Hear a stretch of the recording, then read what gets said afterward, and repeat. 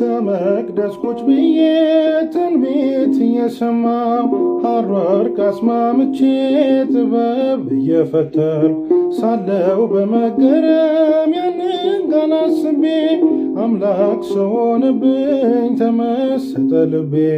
ማናት ብዬ ሳስብ ያቺ ብላቴና ገብርኄር ደረሰ ብስራቱን ያዘና ዙፋን ወደረገኝ የባሪያይቱን ውርደት ተመልክቷልና።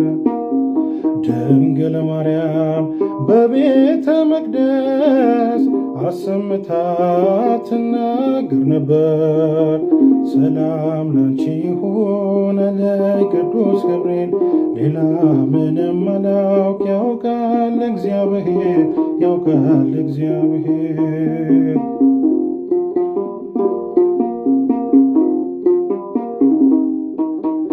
እሳት የማይነካው አመልማል አይኖርም እንዲህ ያለ ቅጠል ናዝሬት አይገኝም።